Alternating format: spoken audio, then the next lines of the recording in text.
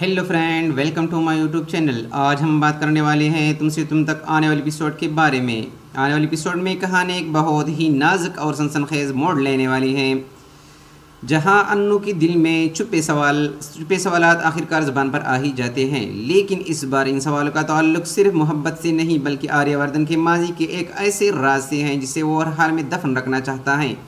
दूसरी तरफ वो जलंधर पहले ही अन्नू के दिल में शक का बीज चुका है और अब वही शक एक बड़े तूफान की शक्ल इख्तियार करता दिखाई दे रहा है। यहाँ पर जलंधर अन्नू से कहता हुआ नजर आता है कि अगर आर्यवर्धन तुम्हें राजनंदिनी की मौत के बारे में सच सच सब कुछ बता दे तो सच समझ लेना कि वो तुम पर वाकई एतबार करता है। लेकिन अगर वो जवाब देने से बचने लगे, बात घुमाने लगे या फिर तुमसे नाराज़ हो जाए तो फ़ौरन मेरे पास आ जाना, क्योंकि फिर मैं तुम्हें राजनंदन के बारे में वो सब कुछ बताऊंगा जो शायद आज तक किसी ने तुम्हें नहीं बताया होगा। जलंधर की यही बात अन्नू के दिलो दिमाग में मुसलसल गूंजती रहती हैं और वो फैसला कर लेती हैं कि अब आर्यवर्धन से सच जानकर ही रहेगी।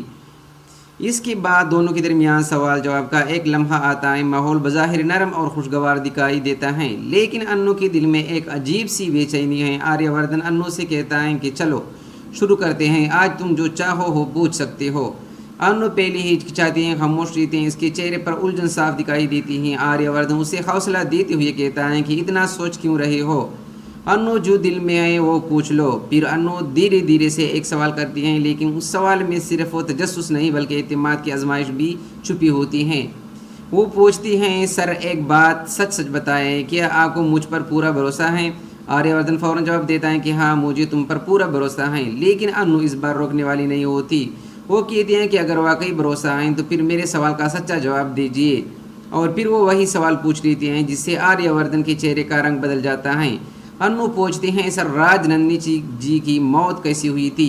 ये सवाल सुनती ही जैसे वक्त थम जाता है। आर्यवर्धन की आंखों में एक अजीब सा खौफ, दर्द और बेचैनी एक साथ उतर आती हैं।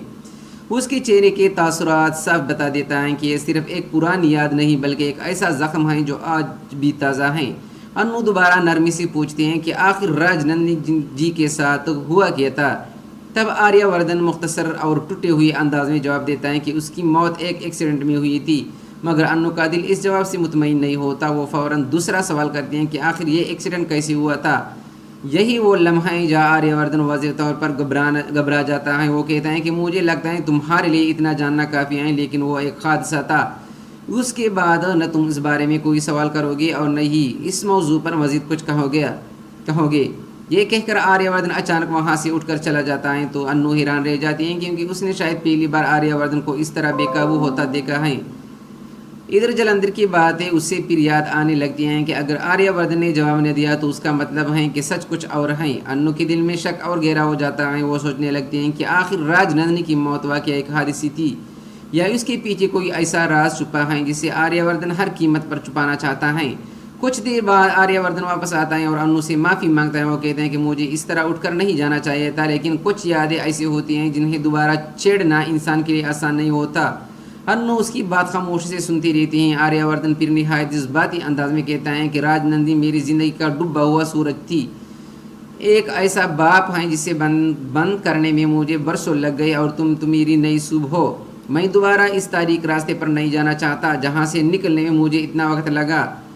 अब मैं सिर्फ तुम्हारे साथ आगे बढ़ना चाहता हूँ, तुम्हारी आंखों में अपना आने वाला कल देखना चाहता हूँ। आर्यवर्धन की ये बातें सुनकर अन्नू खामोश तो हो जाती हैं, मगर उसके दिल के सवाल ख़त्म नहीं होते। वो महसूस करते हैं कि आर्यवर्धन ने सच छुपाया है। इसके लहजे में दर्द तो था, लेकिन जवाब अधूरा था।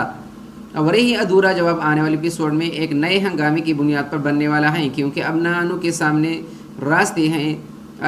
सामने दो रास्ते हैं। या तो आर्यवर्धन पर भरोसा करके इस बात को यही ख़त्म कर दे, या फिर जलंधर से मिलकर राजनंदिनी की मौत के पीछे छुपा हुआ असल राज जानने की कोशिश करेगी।